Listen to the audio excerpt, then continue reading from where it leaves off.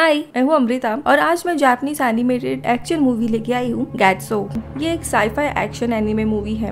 जब मूवी की शुरुआत होती है तब हम टोक्यो शहर में देखते हैं जहाँ पे मॉन्स्टर्स का काफी भारी हमला हो रहा था। इसी में हम राइका नाम की लड़की को देखते हैं जो इस मॉन्स्टर को मारने के लिए आती है, लेकिन वो मॉन्स्टर इसे देख लेता है और एक कार फेंक के उसे मारता है। वो कार के नीचे कुचलने ही वाली थी, लेकिन तभी उसका टीममेट कुरोनो वहाँ पे आ जाता है और उसे बचाता है और वो दोनों मिलकर इस मॉन्स्टर पे हमला करते हैं। लेकिन मॉन्स्टर ताकतवर होने के कारण कुरोनो पर भारी पड़ता है। अपनी जान की परवाह ना करते हुए वो उस मॉन्स्टर से आखिरी दम तक लड़ने की कोशिश करता है। जब ये सारी लड़ाई चल ही रही थी तभी दूसरी जगह पे हम देखते हैं एक बड़े से स्पेयर में एक टाइमर चल रहा है जिसमें सिर्फ 53 सेकंड्स बचे हुए हैं। यहाँ पे कुरोनो उस मॉन्स्टर पे फायरिंग करता है और इस फायरिंग में मॉन्स्टर तो मरता ही है, लेकिन ब्लास्ट के कारण कुरोनो भी मारा जाता है। तभी राइका वहाँ से अचानक से टेलीपोर्ट होके दूसरे लोकेशन पे आती है।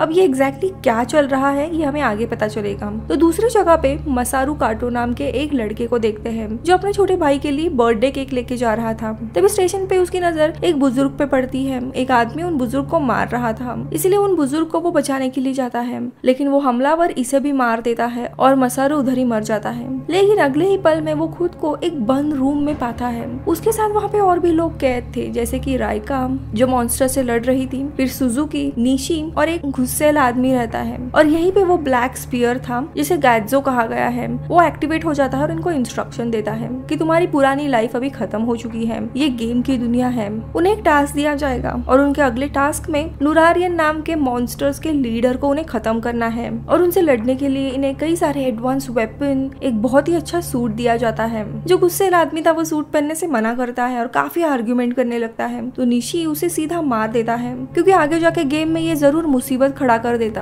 अब मसारू भी सूट पहन लेता है। अब सभी लोग वहाँ से टेलीपोर्ट होके ओसाका नाम की जगह पे चले जाते हैं जहाँ पे मॉन्स्टर्स ने ऑलरेडी हमला कर दिया था। तभी इनके तरफ एक ज़ॉम्बी चला आता है। राइका और सुजुकी उसके ऊपर फायरिंग करने लगते हैं, लेकिन वो काफी दूर था। तभी निशी के पास बहुत ही एडवांस गन थी जिससे वो ज़ॉम्बी पे फायरिंग करता है और वो मर जाता है। और वो पूछता है कि आखिरकार हो क्या रहा है, तो सुजुकी बताता है कि हम सब पिछले दुनिया में मारे गए थे, इसीलिए अब यहाँ पे हम एक सर्वाइवर गेम में कैद है। तब से हम मॉन्स्टर से लड़ रहे हैं। जो मॉन्स्टर का हमला हुआ था शहर पे, वो हमारी ही टीम को रोकना था और लास्ट राउंड में मॉन्स्टर को मारते हुए हमारा लीडर कुरोनो मारा गया, इसीलिए तुम यहाँ पे हमारे साथ हो। अगर इन्होंने टाइम के पहले मिशन खत्म नहीं किया तो इनका एक टीम मेंबर मारा जाएगा।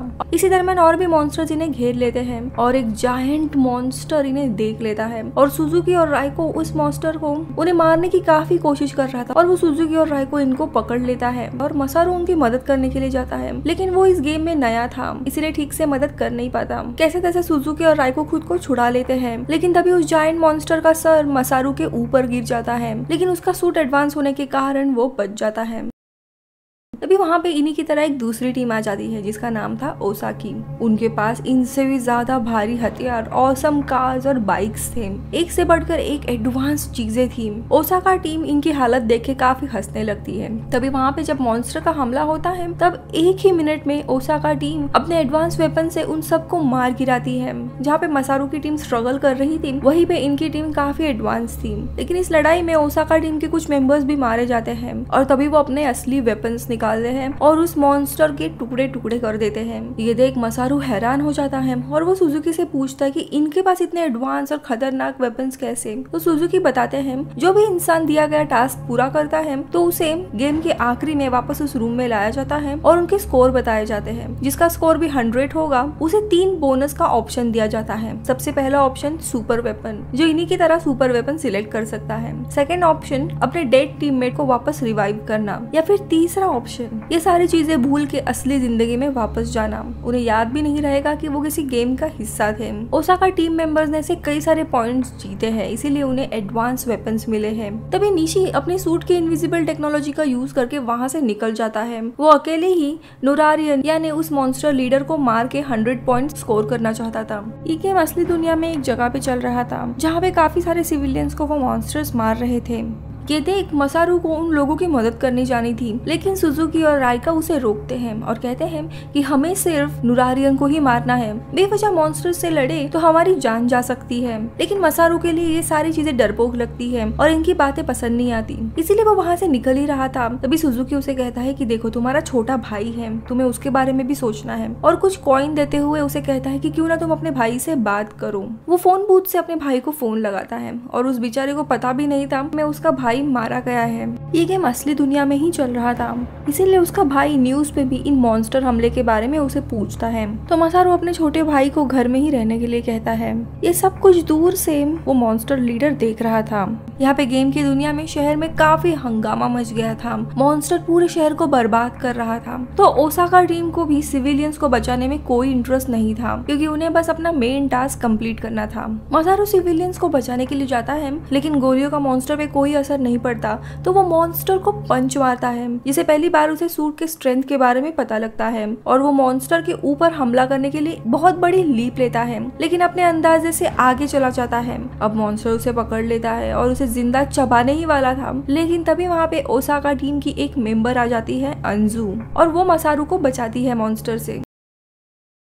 अब यहाँ पे मसारू लोगों की जान बचा रहा था, ये देख के उसे भी काफी अजीब लगता है। तभी एक मॉन्स्टर को हम देखते हैं, वो आसपास के बुजुर्ग लोगों पे हमला कर रहा था। मसारू उनकी मदद करने के लिए जाता है, लेकिन अंजू उसे काफी समझाती है कि हमें ये सब नहीं करना है, लेकिन मसारू उसकी एक नहीं सुनता और उस मॉन्स्टर को मारने के लिए जाता है। लेकिन अभी भी उसे मॉन्स्टर को मारने के ट्रिक्स पता नहीं थे, काफी स्ट्रगल कर रहा था, इसीलिए अंजू उसे बचाने के लिए जाती है, लेकिन वो उस मॉन्स्टर के चंगुल में आ जाती है। तभी मसारू अंजू की गन लेता है और उस मॉन्स्टर पे हमला करने लगता है। अब इस हमले से मॉन्स्टर मारा जाता है और अंजू बचती है। ये देख के अंजू काफी इम्प्रेस होती है कि अगर इसने मेरी एडवाइस मान ली होती तो शायद आज मैं जिंदा भी नहीं बचती। बिना अपने जान के सोचे इसने आज मेरी जान बचाई है। वो उसे उसके बारे में पूछती है, तो मसारू बताता है कि उसके पेरेंट्स एक एक्सीडेंट में मारे गए थे, तब से ही वो अपने छोटे भाई के साथ रह रहा है। तो अंजू उसे बताती है कि मेरा भी एक 10 साल का बेटा है, इनके ऊपर काफी रिस्पॉन्सिबिलिटीज है, इसीलिए इन दोनों को भी गेम में जिंदा रहना होगा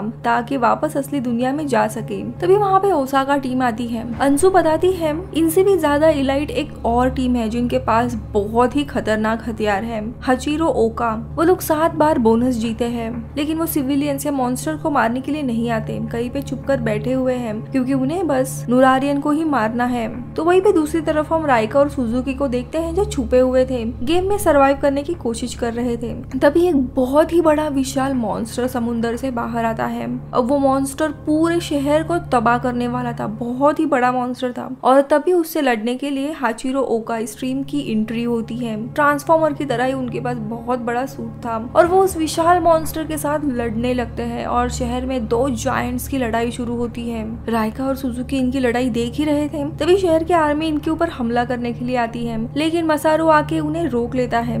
लेकिन तभी दूसरी जगह से एक और मॉन्स्टर आता है, आर्मी उसके ऊपर फायरिंग करने लगती है, कुछ भी असर नहीं होता उस पे, कई लोगों को वो मार गिराता है। अंजू उस मॉन्स्टर का ध्यान अपने तरफ खींचती है और मौका देख के मसारू अपने गन से फंदा फेंक के उस मॉन्स्टर को पकड़ने की कोशिश करता है, लेकिन वो मॉन्स्टर इतना ताकतवर था कि उस फंदे को तोड़ देता है। वो जैसे ही मसारू की ओर बढ़ता है, ओसाका टीम की दूसरे मेंबर शिमाकी और नोबियन आके उस पे हमला करते हैं। उसे मारने के लिए नोबियन उसके ऊपर कई सारे हमले करता है, पर उसके ऊपर कोई असर नहीं होता। वो मॉन्स्टर नोबियन को अपने चंगुल में पकड़ लेता है। ये सब कुछ इतने जल्दी हो रहा था कि शिमाकी उसकी मदद करने के लिए पहुंचे, उसके पहले ही नोबियन मॉन्स्टर के हाथ आया था। नोबियन उस मॉन्स्टर को काफी मारता है और इनकी काफी घमासान लड़ाई होती है, लेकिन आखिरी में मॉन्स्टर तो मरता ही है, लेकिन उसके साथ साथ नोबियन भी मारा जाता है। और तभी गेम में एंट्री होती है इन मॉन्स्टर्स के लीडर नुरारियन की। शिमाकी तुरंत उसे 4 हिस्सों में काट देता है, लेकिन ये पीसेस अलग अलग होके वापस जनरेट होते हैं और एक में मिल जाते हैं। शिमाकी उसके ऊपर कई सारे वार करता है, लेकिन वो चालाकी से हर बार बच जाता है। शिमाकी जब अपने सूट की मदद से उसे दबोचने की कोशिश करता है, लेकिन नुरारियन कई सारी फीमेल बॉडीज में डिवाइड होके अपने शरीर में उसे खींच लेता है और एक बहुत ही बड़े फीमेल जायंट मॉन्स्टर में ट्रांसफॉर्म हो जाता है।